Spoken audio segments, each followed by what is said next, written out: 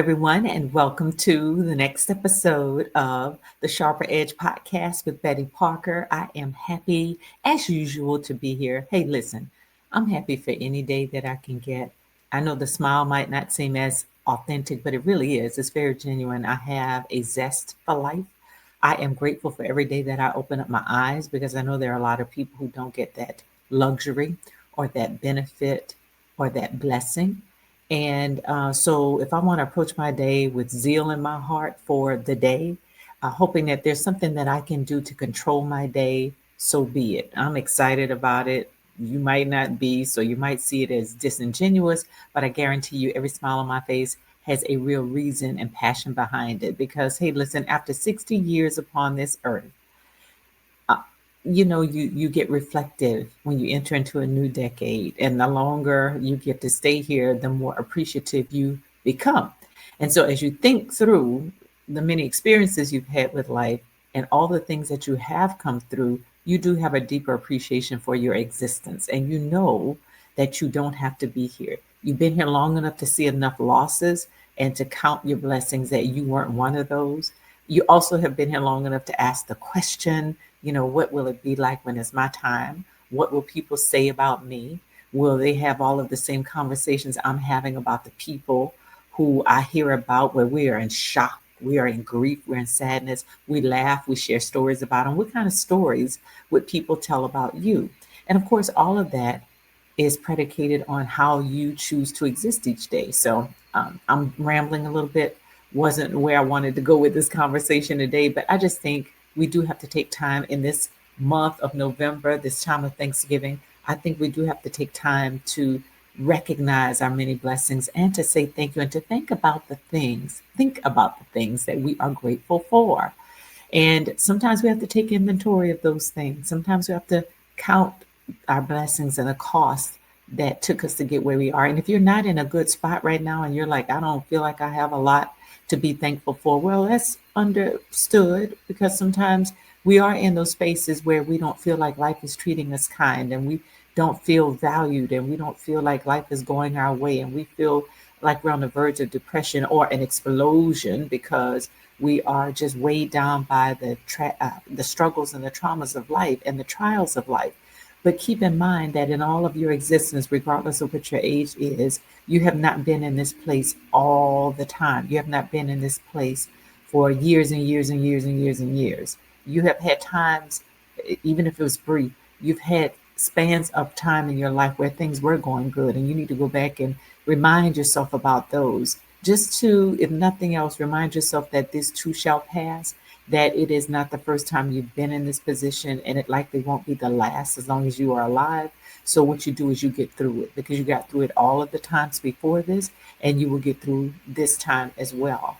So I just, hope that all will go well for you, that you feel yourself moving as far away from your situation as possible. If it's something that happened recently, maybe you're in something right now. In my Sunday school class this morning, we were talking about either you're going into a storm, you're in a storm, or you're coming out of one. We all end up in one of those places. And so, when we are in those stormy times of our lives, then we have to think about, what is it that brought me through the last time? Who can I call on that would understand and at least give me a word of encouragement? What else can I do to take my mind off of what's happening, especially if it's something that's out of your control? And if it is something that is protracted, you don't think it's going to end anytime soon, but you just have to, wade through this difficulty. And it's based on timing that's out of your control as well. Well, sometimes we just have to endure. Everything's not going to have a nice, quick ending. It's not going to be all tied up with a nice, neat bow. Sometimes we just have to make it through. Sometimes we just have to persevere. And so I hope I'm encouraging somebody right now who just feels kind of, like you just want to check out of all of this situation. It's just too much to handle. You have become overwhelmed by life. We all get there. We all have been there. We all will be there. It is life doing what life does. But, just, withstanding and sometimes just standing firm on what you believe in terms of your faith, if you are a person of faith, If you are feeling weak in your faith and you feel like you need somebody to stand by you and stand with you, let them do that. If you got good friends, they will carry your burdens from you if it's in no other way but to carry it to God in prayer for you. So I just, want to uplift somebody, encourage somebody. And for those of you who are not at that stage, well, just be grateful, just be thankful. And with the strength that you have, and with even if it's not, pure joy right now where you're all excited about life, but just if you are at a state in your life where you have more strength than the next person, just find something to do with that in terms of making somebody else's day good, make somebody else's life satisfactory in terms of what you bring to the spaces you occupy. Bring your joy, bring your peace, bring your words of encouragement, bring your laughter. Do all those things that other people need, and they need to feed off of those things when you have it to spare. All right, and keep a little bit for yourself as well. So, with that being said, I want to talk a little bit today about something that has nothing to do with joy and excitement, unfortunately, because I deal with people problems. This entire podcast is about people issues. So, this one is all about bullying bosses. Have you ever worked for a bullying boss? If you have, this is going to resonate with you because bullying bosses unfortunately exist out there, and they make life difficult for those who have to work under them, of course. They also affect the entire work environment. And I'm talking about the entire organization, the departments that people have to, find themselves shoulder to shoulder with this person, or at least a stone's throw away from them in the office. And there's so much that goes on in the course of a day with somebody who has very little control over how they interact with people. And when I mean very little control, I'm talking about self control. When we don't know how to control ourselves in situations when we have to interact with those people, especially if they're down line and they have to report to us, and we don't know how to manage those interactions with people, we make people's lives miserable. As a result, the work suffers. And if the work suffers and the productivity is low because a person is so worried about how you're going to treat them today, then it's going to impact the organization as a whole. So, a word to those CEOs and senior level people who allow this kind of behavior downline. And especially if you are in the C suite and you are one of these bullying bosses, shame on you, because you're shooting yourself in the foot by creating a toxic work environment, by doing those things that cause people not to feel comfortable at work and not to be their very best because they're so worried about how you're going to treat them. Then you are undermining your own success. And if you want things to get better, you have to be the one to do better. So let's talk about these bullying bosses. Who are they? What does it look like? So let me share with you some statistics from the Workplace Bullying Institute. They did a study. Now, this is back in 2017, but I'm sure these numbers still resonate today. And they're in my book. And I want to make sure I mention the book to you all because oftentimes I've come into you and I'm talking to you about things that occur in the workplaces that I consult with. And I put everything that I've heard over the course of years in my speaking to employees and managers. My focus, of course, is on leaders. That's why what I bring to you is leadership. And even though I'm talking about the workplace, this book covers situations that occur in the workplace as well as in our personal lives. Because the way we are at work oftentimes is the way we are at home and vice versa. And even if we are masking some of our behavior at work, that stuff still is underlying. So if you are a bully at work, you're likely a bully at home, right? Because that's a character flaw. That's somebody who does not know how to manage their relationships with other people. So they do it by threats, intimidation, and punishment. And even though you might be able to get away with it at home, you can't get away with it at work all the time, or vice versa. Maybe you bully people at work because you can't get away with it at home. It won't be tolerated at home. Well, there's no good place for it anyway.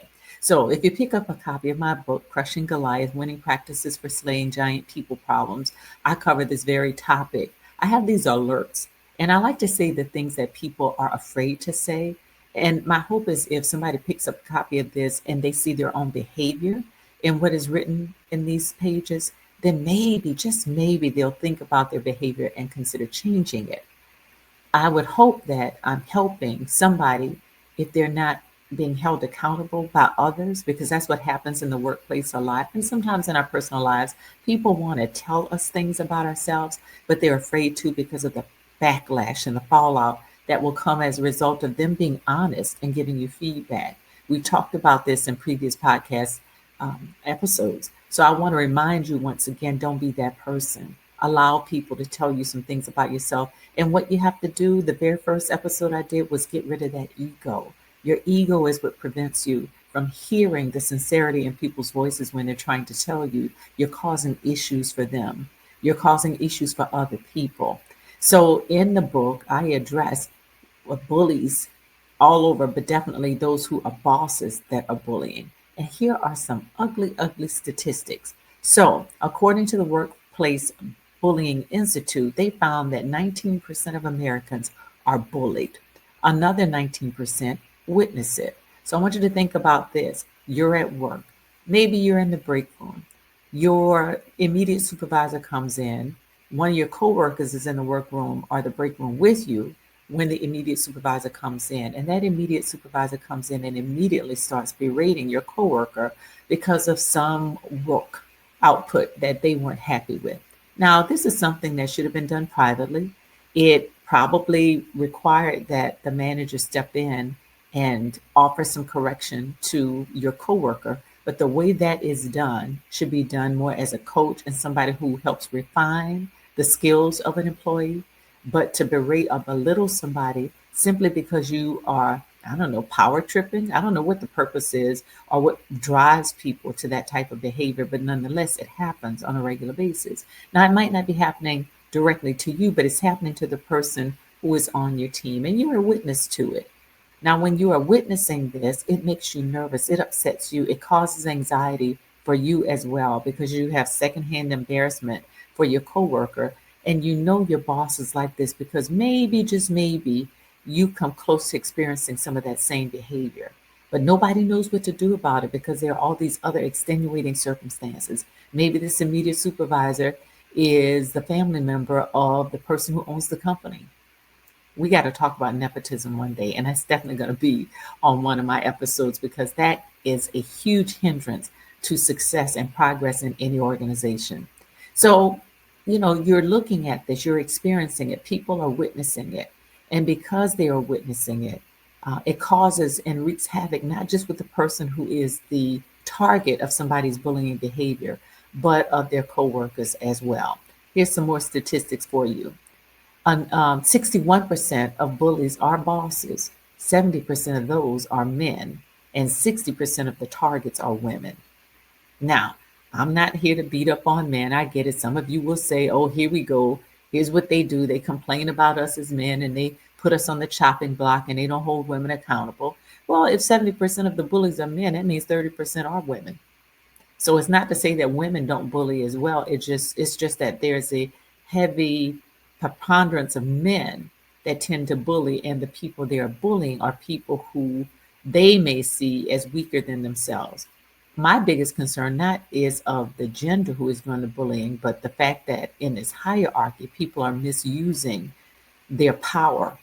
So when you talk about, how it is within an organization, and if you are somebody in a position of power and you lord that power over the people under you, and you do that by constantly threatening them, even, their ability to keep their jobs or to stay in position where they are or to manage a particular project, all of those things are under threat because you don't know how to give good feedback in a constructive way, then yeah, you're causing a whole bunch of angst within the workplace. And it's because of your lack of skill, your lack of an ability to know how to manage situations and to lead people.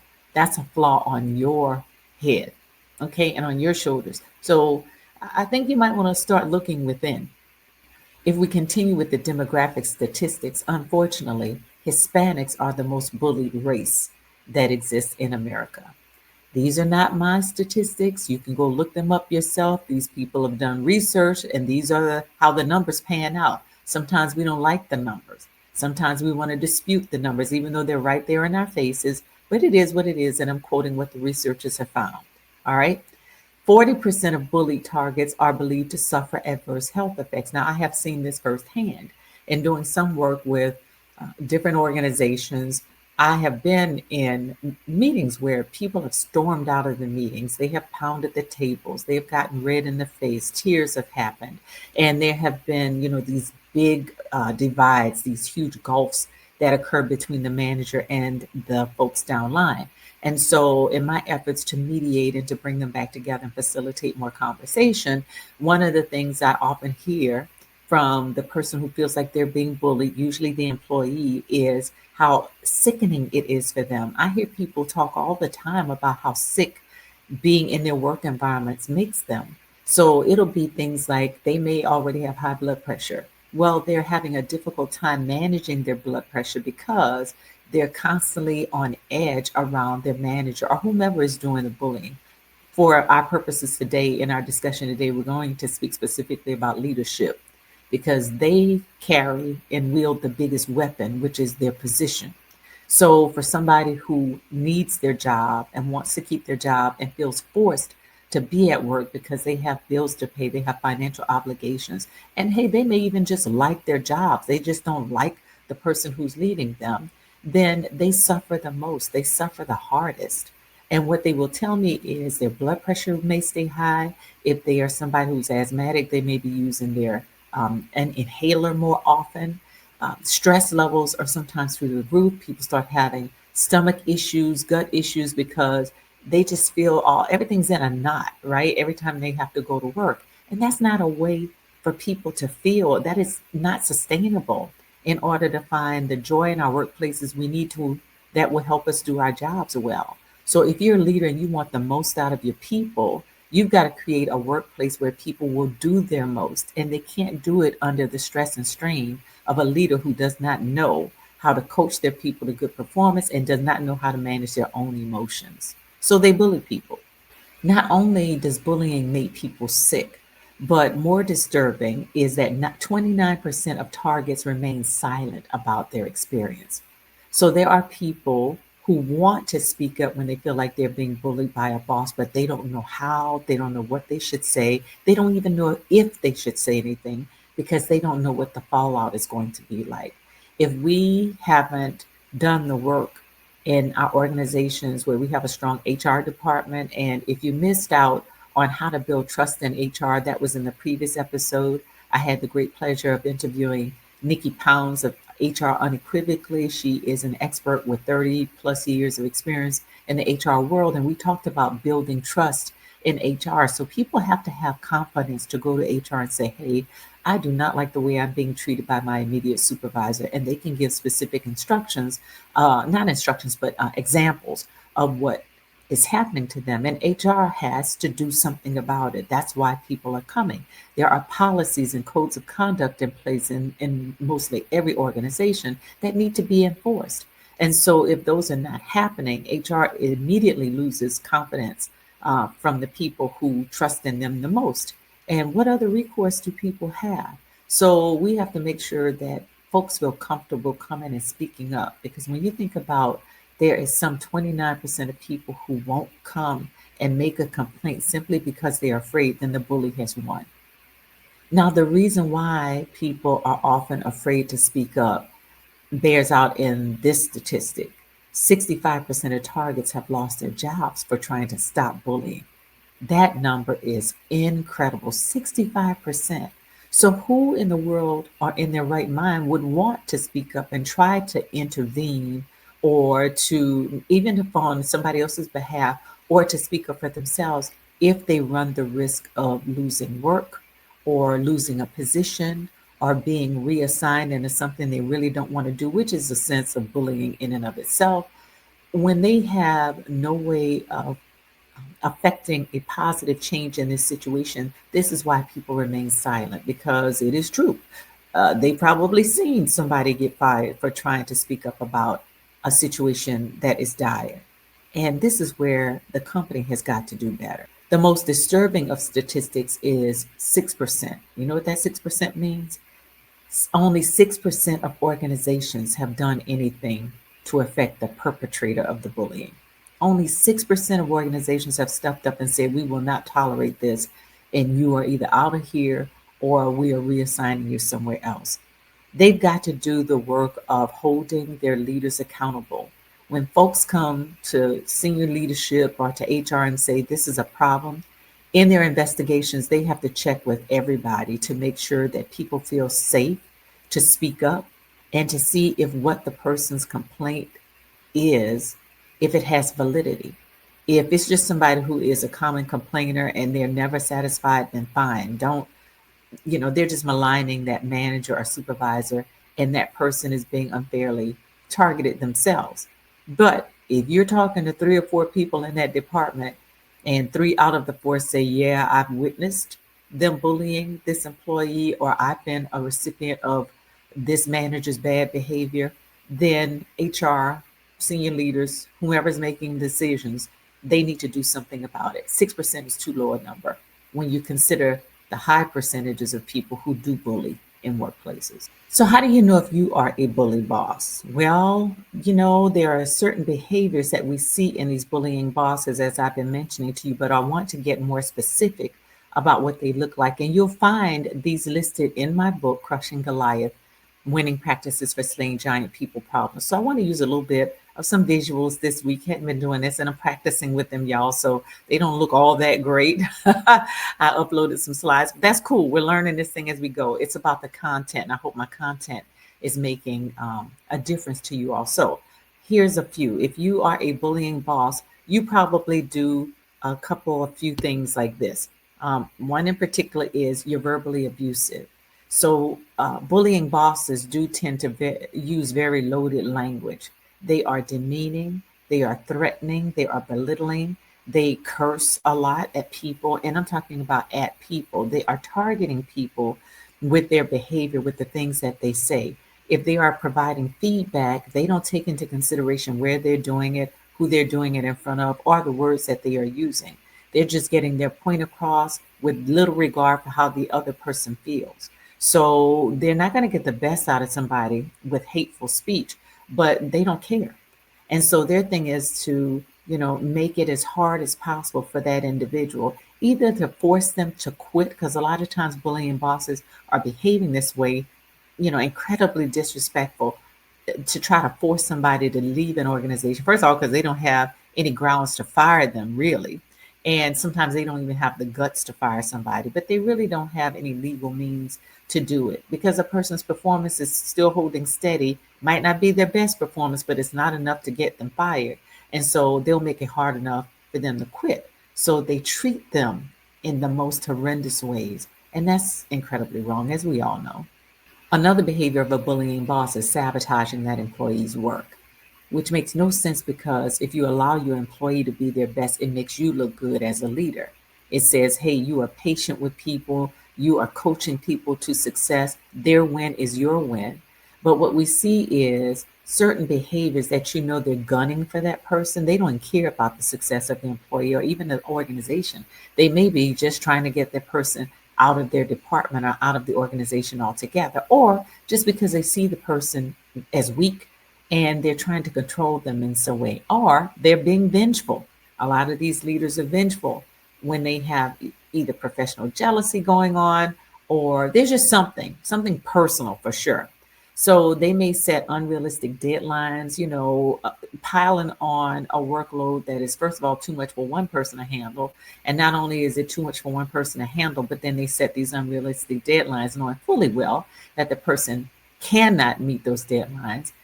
They might move those deadlines, have people working towards a particular point, give them a little bit of lead time, and then at the last minute switch it up. May not even tell the person that they've switched it up. So they will withhold information that might be valuable, like deadlines or any other information, to help that person to be successful in the work output.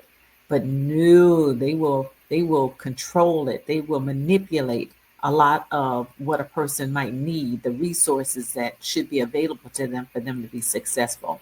And they'll just basically set that person up for failure. This is what bully bosses do when they want to get their way. So I'm going to use a different view for you to be able to see this last one, but it is using intimidation to get compliance. I mentioned earlier that oftentimes there are bully bosses who will threaten a person's job. They constantly hang that person's job over their head to get what they want. So the threat is always there. And you can use that one for just so long. And then people are finally going to say, hey, if you want to take my job, you can, because I've had enough of this. Right. So they're trying to back an individual into a corner so that they will ultimately leave. But if a person needs their job bad enough, they're going to fight back. And it's just going to become a contentious situation with no real resolution until somebody leaves or somebody intervenes and forces this situation to get better in some way through mediation or reassigning somebody somewhere else or getting rid of the person that's causing the problems. That's usually sometimes the only out because things have been allowed to get so bad for so long that there's no repairing what has happened. It's not going to get any better. There's too much history at this particular point. And so something drastic has to be done. And it means that somebody may actually have to lose their job. The question becomes who? I hope what you heard is useful to you. Do you see any of yourself in this? Do you recognize a boss or supervisor that you have had to work with in there? If so, then in my book, I offer some lots of different ideas around how you can manage some of this bad behavior. But my book is written specifically to those people in leadership who actually might be doing some of these things. The goal is to get to them, to be the voice of those people who want to say these things to them when they feel intimidated or they feel like they don't have any real recourse. You know, some of you might want to just buy this book and slide it on your manager's desk.